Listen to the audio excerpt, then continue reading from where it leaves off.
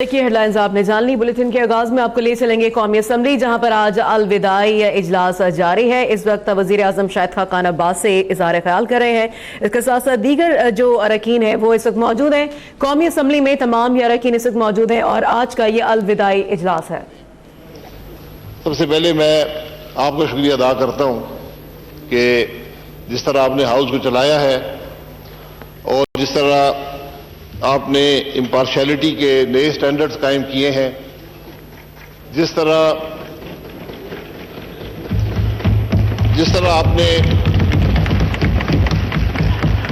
آپ نے سب کو اکٹھا رکھا ہے اور کسی کو یہ محسوس نہیں ہونے دیا کہ اس کی طرف سے کوئی کمی ہوئی یا کچھ نقصان ہوا۔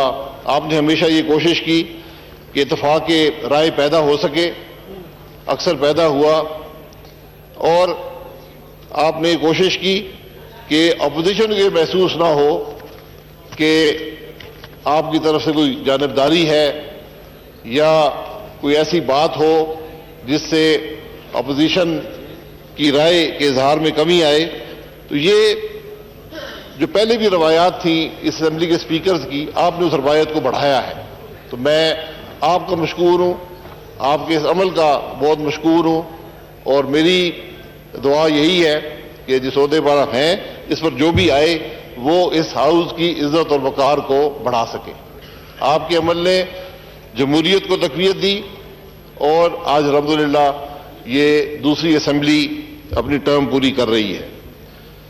میں خورشید شاہ صاحب کا، جو میرے پرانے دوست بھی ہیں، اور جس طرح انہوں نے اپوزیشن کی قیادت کی، یہ بھی ایک مثالی عرصہ رہا ہے، ایک مثالی لیڈرشپ انہوں نے ایز اپوزیشن لیڈر دی ہے، اور بہت سے مراحل آئے۔ یہ 5 سالہ پیریڈ، اس میں جمہوریت پر بہت سے حملے ہوئے، بہت سے ایسے وقت آیا کہ ہر شخص نے کہا کہ اسمبلی ٹوٹ جائے گی، جمہوریت ختم ہو جائے گی، خبریں بھری رہیں، لیکن خورشید شاہ صاحب نے ہمیشہ جمہوریت کی بات کی، پارلیمنٹ کی بات کی، جمہوریت کو آگے بڑھانے کی بات کی، اور آج اگر یہ اسمبلی ٹرم پوری کر رہی ہے تو اس میں as a leader of the opposition میں ان کے کردار کو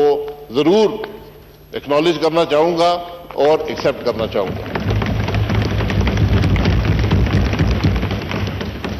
اور میں یہ بھی کہوں گا کہ انہوں نے as a leader of the opposition کچھ کمی نہیں چھوڑی۔ جو تقاریر انہوں نے کی ہیں ان میں جو سختی جس کی ضرورت ہوتی ہے اس سے کچھ زیادہ سختی بھی کی، الفاظ بھی استعمال کیے، لیکن ہمیشہ یہ کوشش کی کہ جمہوری نظام آگے بڑھتا رہے۔ تو یہ بھی ایک مثالیں جو انہوں نے قائم کی ہیں، یہ بھی آگے بڑھنے کی ضرورت ہے، اور میں تمام اپوزیشن کا مشکور ہوں جنہوں نے جس طریقے سے بھی اپنی اپوزیشن کا اظہار کیا۔ اپوزیشن کا مقصد حکومت کے کام پر تنقید کرنا، جو وہ سمجھتے ہیں درست ہے اس طرف لے کر آنا، اپنی رائے کا اظہار کرنا، اور جب ضرورت پڑی کنسنسس کی، جیسا کہ آپ نے دیکھا آپ کی کوششیں اس میں شامل ہیں، جو فاٹا کا پروسیس شروع ہوا ہے مرجر کا، اس میں کنسنسس جب ضرورت پڑی تو کنسنسس قائم ہوا۔ سیاسی اختلافات بھی تھے، ذاتی رنجشیں بھی ہوں گی، اور جو الیکشن کا ماحول 2 مہینے کے بعد الیکشن ہے، اس کے باوجود یہ محسوس کیا گیا کہ یہ امپورٹنٹ ایشو ہے، اس پر کنسنسس قائم کرنا ضروری ہے، اور وہ کنسنسس قائم ہوا۔ یہ وہ عمل ہے جس سے جمہوریت، ہر شخص کی نظر میں جمہوریت کا احترام ہوا، پارلیمنٹ کا احترام ہوا، اور آج الحمدللہ جمہوریت اس عمل کی وجہ سے زیادہ مضبوط ہے۔ میں جناب اسپیکر صاحب گورنمنٹ کی پرفارمنس کا ضرور ذکر کرنا چاہوں گا، کیونکہ جو حکومت بھی ٹرم پوری کرتی ہے وہ عوام کی نظروں میں اس کی پرفارمنس عوام کے سامنے ہوتی ہے، تو آج ہمیں ضرور اس بات کو دیکھنا چاہیے کہ جب یہ حکومت نے ٹرم شروع کی ملک کے حالات کیا تھے، آج کچھ بہتری ہوئی ہے، اور ہمیں آگے کے راستے کا تعین کیسے کرنا ہے۔ اسپیکر صاحب، جب 2013 میں ملک میں ایک سیکیورٹی کی سچویشن پیدا ہوئی تھی، لا اینڈ آرڈر کی سچویشن آپ کے سامنے تھی، الحمدللہ ایک کنسنسس سے، جس میں اکثر اوقات اپوزیشن بھی شامل ہوئی، سول ملٹری کنسنسس قائم ہوا، اور سیکیورٹی کے معاملات کو آج الحمدللہ پاکستان میں سیکیورٹی اور لا اینڈ آرڈر کی سچویشن 2013 کے مقابلے میں بہت بہتر ہے، اور پاکستان کے عوام چین سے رہتے ہیں، ان پر کوئی خطرے کا امکان نہیں ہے، جو خطرے ہیں ان کو مقابلہ کیا گیا، اور ہماری افواج نے اسی ٹرین پر اسی دشمن سے مقابلہ کیا جہاں پوری دنیا ناکام ہوئی تھی، اور ہماری افواج کامیاب ہوئیں اور پاکستان کو امن دیا۔ کراچی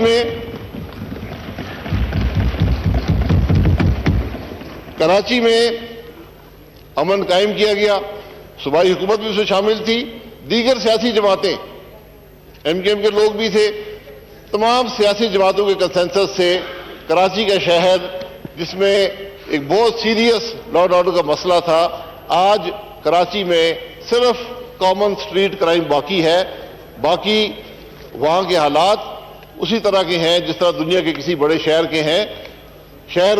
کراچی کو دنیا کے 5 ڈینجرس سٹیز میں شمار ہوتا تھا، آج اس کا نام پہلے 50 بھی نہیں ہے۔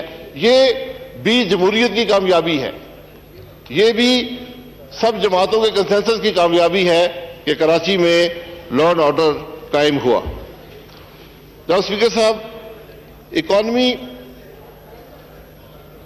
اکانومی معیشت جو ہماری ہے، جہاں 2013 میں تھی، آج مجھے یہ خوشی ہوتی ہے کہتے ہوئے کہ آج الحمدللہ اس سے بہت بہتر حالت میں ہے۔ کوئی اکنامک پیرامیٹر آپ دیکھ لیں، کوئی میجر آف دی اکانومی دیکھ لیں، آج کے حالات 5 سال کے پہلے جو حالات تھے اس سے الحمدللہ بہت بہتر ہے، اور ہم جو معیشت اگلی حکومت کو دے کر جائیں گے وہ اس معیشت سے جو ہمیں ملی تھی وہ اس سے بہت انشاءاللہ بہتر ہوگی۔ گروتھ جو سب سے بڑا پیرامیٹر ہوتا ہے، 3% کے لگ بھگ گروتھ سے آج 6% کے قریب، ڈسپائٹ چیلنجز، میں نے کہا انٹرنل چیلنجز بھی تھے، ایکسٹرنل بھی تھے، اس کے باوجود گروتھ جو ہے اس میں اضافہ کیا گیا، اور پاکستان میں یہ پوٹینشیل ہے کہ ہم سسٹینڈ گروتھ 6% پلس اچیو کر سکیں، معیشت کو مضبوط کر سکیں، اور پاکستان کے عوام کو نوکریاں بھی دے سکیں اور کاروبار کے مواقع بھی دے سکیں۔ انویسٹر کانفیڈنس جو 2013 میں تھا، آج الحمدللہ پاکستان ایک انویسٹمنٹ ڈیسٹینیشن ہے، لوکل انویسٹرز کے لیے بھی اور فارن انویسٹرز کے لیے بھی، اور کوئی ہفتہ ایسا نہیں گزرتا جب میجر فارن انویسٹمنٹ کرنے والے لوگ پاکستان میں نہیں آتے۔ یہ بھی کامیابی ہے جو حکومت نے اکانومی کو اسٹیبلٹی دی، جو حکومت نے گروتھ اچیو کی، اور جو اسٹیبلٹی آف پالیسی، میں نے پہلے کہا کہ بہت سے مراحل ہمارے اس پولیٹیکل پروسیس میں آئے، جو جمہوری سفر پچھلے 5 سال کا ہے اس کے اندر بہت فل سٹاپ اور کامے لگانے کی کوشش کی گئی، لیکن اس کے باوجود یہ سفر ہم نے جاری رکھا، اور اس کو لوگ اسٹیبلٹی آف پالیسی سمجھتے ہیں، اور آج یہ نظر آتا ہے کہ ملک کی جو اکنامک پالیسیز ہیں وہ پولیٹیکل چینج سے انسولیٹڈ ہیں۔ یہی وہ چیز ہے جو ہر انویسٹر مانگتا ہے، اور آج پاکستان ایک انویسٹمنٹ ڈیسٹینیشن انشاءاللہ پوری دنیا کے لیے ہے۔ اس کے ساتھ ساتھ ٹیکس ریفارم، یہ مجھے اس بات کا بہت فخر ہے کہ ہم نے ٹیکس ریفارم پاکستان کی تاریخ میں ریڈیکل ٹیکس ریفارم، ہم نے صرف ٹنکر نہیں کیا, ہم نے چھوٹی موٹی تبدیلی نہیں کی, ریڈیکل ٹیکس ریفارم پاکستان میں کیا گیا ہے. اس کو آگے بڑھایا جائے. انشاءاللہ یہی وہ چیز ہے جو پاکستان کی ریونیو میں اضافہ کرے گا اور فزیکل اسٹیبلٹی بھی ملک کو دے گا. جو بڑے کرائسس تھے ملک کے اندر, پاور کا کرائسس تھا, جو ایک اتنا بڑا پہاڑ نظر آتا تھا جو حل نہیں ہو سکتا تھا, پھر بھی نواز شریف صاحب نے ہمت کی, ہم سب لوگ ان کے ساتھ تھے, اس چیلنج کو میٹ کیا گیا اور آج الحمدللہ اس چیلنج پر قابو پا لیا گیا ہے.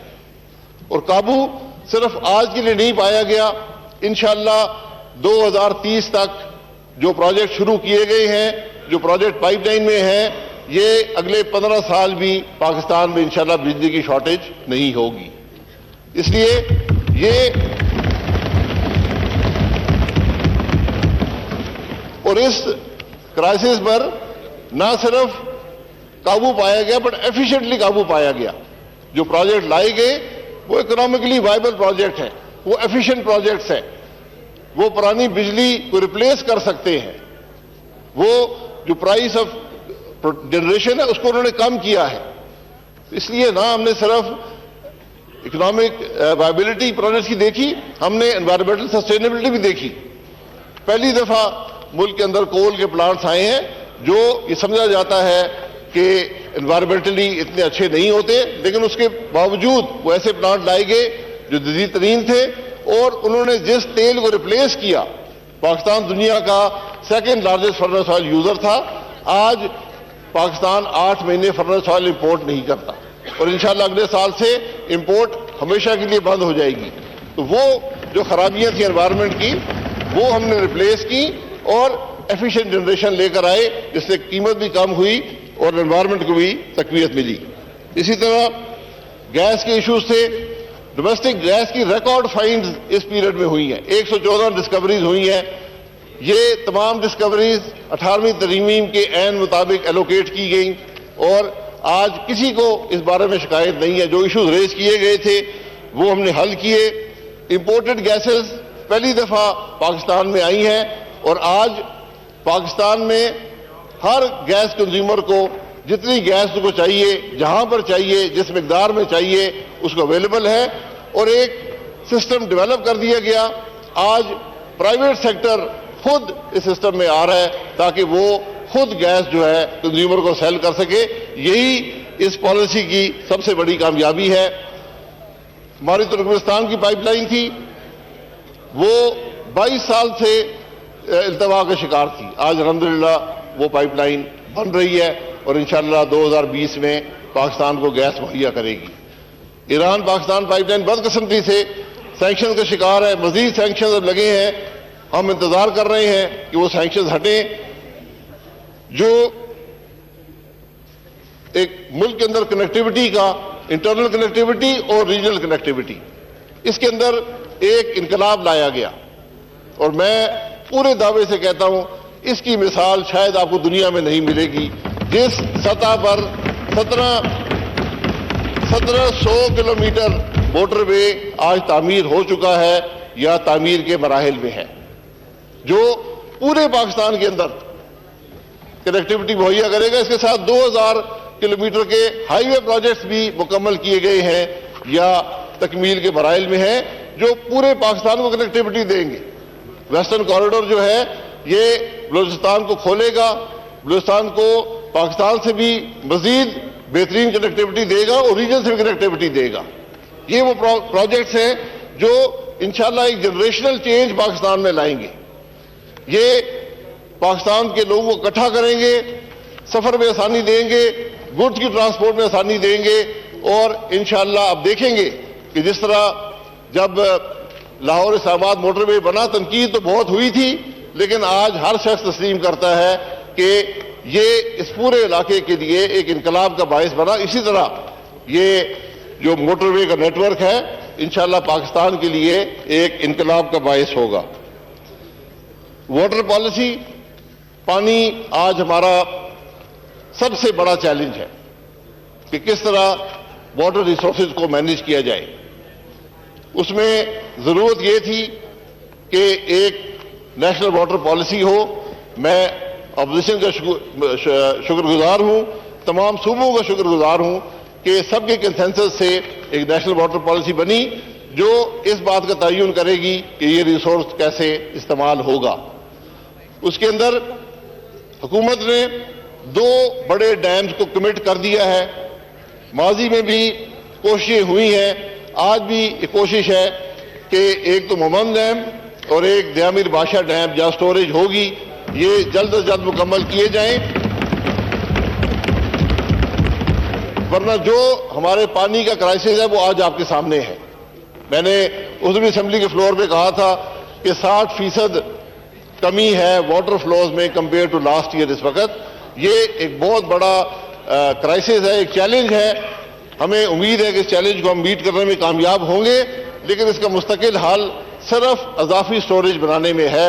وہ 2 پروجیکٹ جو ہیں ہم امید کرتے ہیں کہ اگلی حکومت ان سب پروجیکٹ کو کنٹینیو کرے گی تاکہ یہ جو پروجیکٹس ہیں یہ ملک میں پانی کے کرائسس کو کنٹرول کرنے میں کامیاب ہوں. جو سی پیک کا منصوبہ, یا اکثر اس پر ڈبیٹ بھی ہوئی ہے, باتیں بھی ہوئی ہیں, آج الحمدللہ سی پیک کا منصوبہ ایک حقیقت ہے. اس کے اندر پروجیکٹس چل رہے ہیں اور سی پیک جو بیلٹ اینڈ روڈ انیشیٹو جو چینی صدر شی کا پروجیکٹ ہے for connectivity to the west, اس کے اندر سی پیک آج ایک فلیگ شپ پروجیکٹ ہے. اس کے منصوبے مکمل کیے جا رہے ہیں اور انشاءاللہ یہ پاکستان کو مغربی چین اور سینٹرل ایشیا سے کنیکٹیوٹی پرووائڈ کرے گا اور ان کو ایزیسٹ اور most efficient access to the sea دے گا. ہمارے لیے انڈسٹری کے مواقع ہوں گے, ہمارے لیے ٹرانزٹ ٹریڈ کے مواقع ہوں گے, ہمارے لیے جو کنیکٹیوٹی کے بینیفٹس ہیں اس کے مواقع ہوں گے. تو یہ ایک ایسا منصوبہ ہے جو انشاءاللہ پاکستان کی گروتھ میں ایک بھرپور کردار ادا کرے گا. اور اس میں بھی شروع میں تحفظات تھے, لیکن الحمدللہ آج تمام جو پولیٹیکل پارٹیز ہیں وہ ایک پیج پر ہیں کہ ہم نے اس منصوبے کو آگے بڑھانا ہے, اس کو ڈیولپ کرنا ہے اور اس کے اثرات سے پاکستان کو گروتھ دینی ہے. اسی طرح تھر کول ہم سنتے آئے تھے لیکن ڈیولپ نہ ہوا. آج الحمدللہ تھر کول میں, تھر کے علاقے میں کول کی ڈیولپمنٹ بھی ہو رہی ہے, پاور پلانٹس بھی بن رہے ہیں, ٹرانسمیشن لائنز بھی بن رہی ہیں جو وہاں سے بجلی لے کر آئیں گی اور یہ سستی ترین بجلی پاکستان کو دینے میں کامیاب ہوگی. میں سندھ گورنمنٹ کا بھی مشکور ہوں جنہوں نے کوآپریٹ کیا اس پروجیکٹ میں. میں کوئی یہاں پر اپنی صرف حکومت کا کریڈٹ نہیں لینا چاہتا, یہ ایک کنسنسس سے کام ہوئے, مل جل کر کام ہوئے اور کام آج جاری ہے. اسی طرح جو ایک ریفارم کا پروسیس تھا جس میں سب سے بڑا آپ نے دیکھا کہ فاٹا کا ایشو تھا, اس کو حل کیا گیا, کنسنسس سے ہوا. اسی طرح جی بی کے اندر, آزاد جموں کشمیر کے اندر یہ ریفارم کا پروسیس بھی آج جاری ہے. ہمیں چیلنجز بھی موجود ہیں, اس میں کوئی شبہ نہیں ہے. پچھلے 5 سال میں ہم نے بڑے بڑے شاک ابزارب کیے, انٹرنل شاکس بھی تھے, ایکسٹرنل شاکس بھی تھے, ہم نے وہ ابزارب کیے اور ترقی کا سفر جاری رکھا. آج بھی چیلنجز ہیں, ہمیں ڈیفیسٹس اپنے کنٹرول میں لانے ہیں, ہمیں اسٹرکچرل ریفارم اکانومی میں کرنا پڑے گا, ہمیں کرنٹ اکاؤنٹ ڈیفیسٹ کے جو ایشوز ہیں ان کو کنٹرول میں لانا پڑے گا, ایکسپورٹس کو بڑھانا پڑے گا. الحمدللہ جو ہمارے انیشیٹوز تھے وہ پے آف کر رہے ہیں اور ایکسپورٹس جو ہیں وہ ملک میں بڑھ رہی ہیں. فارن پالیسی میں ہم نے پاکستان کی خود مختاری کو پر ہم نے کوئی حرف نہیں آنے دیا. آج پاکستان الحمدللہ ایک زیادہ مضبوط اور خود مختار ملک ہے. چاہے ریجنل پالیسی ہو, کشمیر کے حوالے سے ہم نے ہر سطح پر کشمیر کے ایشو کو اٹھایا. آج کشمیر کے عوام خود اپنی جنگ لڑ رہے ہیں, اس کو پوری دنیا سے تسلیم کروایا, ان کی قربانیوں کو دنیا کے سامنے رکھا.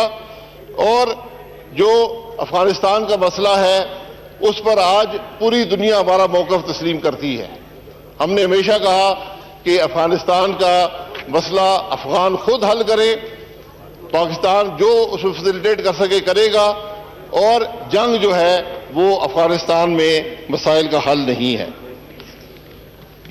جناب اسپیکر صاحب، آج جب اسمبلی اپنی ٹرم پوری کر رہی ہے، جمہوریت کا سفر جاری ہے، اگلا مرحلہ ایک فری اور فیئر الیکشنز کا ہے۔ اس میں بھی آپ نے مختلف خبریں آتی ہیں۔ میں پورے وثوق سے کہہ سکتا ہوں کہ ہم کسی الیکشن میں ڈیلے کی سپورٹ نہ گورنمنٹ کرے گی نہ اپوزیشن کرتی ہے۔ یہ آئین کا حصہ ہے، اس میں ایک دن کی بھی ڈیلے پاسبل نہیں ہے اور نہ ہی ایکسیپٹیبل ہوگی، اور نہ ہی ایسی خبریں اخباروں میں چھپنی چاہیے۔ آج جمہوریت کے لیے سب سے بڑی ضرورت ہے کہ ملک میں ایک فری اور فیئر اور ٹرانسپیرنٹ الیکشن ہو۔ ہم نے ماضی میں بہت سے ایکسپیریمنٹ کیے ہیں، بہت سی نان ریپرزینٹیٹو گورنمنٹس یہاں پر آئی ہیں، لیکن کوئی نان ریپرزینٹیٹو گورنمنٹ جو ہے وہ پاکستان کے مسائل حل نہیں کر سکتی۔ پاکستان کے مسائل وہی حکومت جو پاکستان کے عوام کی ول سے آئے گی پاکستان کے مسائل حل کرے گی۔ اس لیے ضروری یہ ہے کہ نام صرف باتیں نہ کرے فری اور فیئر الیکشنز کی اور ٹرانسپیرنٹ الیکشنز کی، نظر آئے کہ ملک میں فری اور فیئر الیکشنز ہیں، اور فری اینڈ فیئر الیکشنز میں ایک بڑا حصہ میڈیا کی فریڈم ہے۔ ہم سب کو شکایت رہتی ہے کہ میڈیا بہت زیادہ فری ہو گیا ہے، اس کی طرف سے الزامات لگتے ہیں جو حقیقت پر مبنی نہیں ہوتے۔ بہرحال میڈیا فری ہوگا، ان الزامات کا جواب بھی ہم میڈیا کے ذریعے ہی دے پائیں گے۔ آج اس الیکشن میں سب سے بڑی ضرورت یہ ہے کہ ملک کے اندر ایک فری میڈیا ہو جو پاکستان کے عوام کی رائے، جو جمہوری قوتوں کی رائے، جو پولیٹیکل پارٹیز کی رائے کو من و عن بیان کر سکے، تاکہ پاکستان کے عوام خود فیصلہ کر سکے۔ جناب اسپیکر صاحب، میں پوسٹ الیکشن بات بھی چند الفاظ میں کر دوں گا۔ جو میں نے دیکھا ہے، پاکستان کے جو مسائل ہیں وہ ایک نیشنل ڈائیلاگ مانگتے ہیں، جس میں ساری پولیٹیکل پارٹیز بھی شامل ہوں، جس میں سول ملٹری ریلیشن شپ کو ڈیفائن کیا جائے، جس میں جو ریلیشن شپ پارلیمنٹ اور جوڈیشری کی ہے وہ ڈیفائن کی جائے، جو پارلیمنٹ ایگزیکٹو کی ہے وہ ڈیفائن کی جائے، جو اکاؤنٹیبلٹی کے مسائل پیدا ہو چکے ہیں۔ میں نے ہمیشہ یہ کہا، آج جو کچھ جوڈیشری کی طرف سے ہو رہا ہے، نیب کی طرف سے ہو رہا ہے، اس کے تحت کسی بھی سرکاری اہلکار کے لیے سب سے بہتر آپشن یہ ہے کہ کوئی فیصلہ نہ کرے، اور جس ملک میں فیصلے نہیں ہوں گے، بڑے بڑے مشکل فیصلے کرنے پڑتے ہیں، وہ ملک ترقی نہیں کر سکتا، ملک آگے نہیں بڑھ سکتا۔ تو یہ ایک نیشنل کنسنسس قائم کرنے کی ضرورت ہے، جو بھی حکومت میں آئے، جو بھی اپوزیشن میں بیٹھا ہو۔ پی ایم ایل این جو ہے وہ کمیٹڈ ہے اس نیشنل ڈائیلاگ کے لیے، اور ہماری درخواست تمام جماعتوں سے یہ ہوگی کہ آپ بھی کمٹمنٹ کا اظہار کریں کہ جب حکومت آئے، جو بھی نیشنل ایشوز ہیں، اور ایشوز کی کمی نہیں ہے، میں بیان کرنا شروع کروں تو آپ کو سارا دن لگ سکتا ہے، لیکن جو عوام کے بنیادی حقوق ہیں، 18ویں ترمیم ہوئی، ہمیں اب یہ دیکھنا ہے کہ کیا ہیلتھ ایجوکیشن جو عوام کا بنیادی حق ہے، وفاقی حکومت اسے دستبردار نہیں ہو سکتی، کیا وہ بہتر ہوئی؟ اگر نہیں ہوئی تو ہمیں ایک کنسنسس کے ذریعے اس کو بہتر بنانے کی کوشش کرنی پڑے گی، یہ عوام کا حق ہے۔ اسی طرح جو اکانومی کے مسائل ہیں، میں نے پہلے کہا کہ جب پالیسی پولیٹیکل چین سے انسولیٹڈ ہوگی، ملک ترقی کرے گا۔ تو اگر ایک کنسنسس ہو جائے کہ ملک میں اکنامک جو میکرو اکنامک پالیسیز کیا ہوں گی، اس سے ملک جو ہے وہ آگے بڑھ پائے گا۔ اسی طرح گیس اور بجلی کے مسائل ہیں، جس میں ہم نے سی سی آئی میں اس کو اٹھایا، لیکن آج ضرورت یہ ہے کہ ان پر بھی ڈیبیٹ ہو، ایک نیشنل سطح پر ڈیبیٹ ہو، ایک ڈائیلاگ ہو کہ گیس اور بجلی کے مسائل جو ہیں، جو آئین میں شکے ہیں، ان کو کیسے امپلیمنٹ کیا جائے اور کس طرح ملک کے معاملات کو بھی حل کیا جائے۔ یہ ممکن نہیں ہوگا کہ گیس ایک صوبے کے پاس ہو اور پورے ملک میں بجلی بند ہو یا کھاد نہ ہو، یہ چیزیں حل طلب ہیں، یہ صرف ایک نیشنل ڈائیلاگ سے ہی حل ہوں گی۔ اور سب سے آخر میں یہ کہوں گا کہ ہم اکثر ماضی کی طرف دیکھتے ہیں۔ ابھی خورشید شاہ صاحب نے جو ذوالفقار علی بھٹو صاحب کی، بے نظیر بھٹو صاحبہ کی بات کی ہے، بہت سے ایشوز ایسے ہیں پاکستان میں جو بار بار زیر بحث آتے ہیں۔ ایک میری رائے ہے، ایک ٹروتھ کمیشن بنا دیا جائے پارلیمنٹ میں کنسنسس سے، جو کوئی ایشو بھی آئے وہ وہاں پر ڈیبیٹ ہو، ڈاکیومنٹ ہو۔ ہم نہیں کہتے کسی کو سزا دیں، لیکن کم از کم یہ ڈاکیومنٹ ہو جائے کہ ملک کی تاریخ میں کیا ہوا اور ہم نے اسے کیا سبق حاصل کرنا ہے۔ جناب اسپیکر صاحب، میں آپ کا مشکور ہوں، آپ نے جس طرح ہاؤس کو چلایا، خورشید شاہ صاحب کا، لیڈر اپوزیشن کا بہت مشکور ہوں۔ ان کی جو جمہوریت سے لگن ہے، جمہوریت سے محبت ہے، اس کا اظہار وہ بار بار کرتے ہیں اور نہ صرف زبان سے کرتے ہیں، عملاً بھی کرتے ہیں۔ میں تمام اپوزیشن پارٹیز کا، گورنمنٹ کی حلیف جماعتوں کو مشکور ہوں، ان سب کے تعاون سے، ان سب کی محنت سے آج یہ پارلیمنٹ، آج یہ قومی اسمبلی اپنا ٹرم پوری کر رہی ہے، اور میں تمام ممبران کو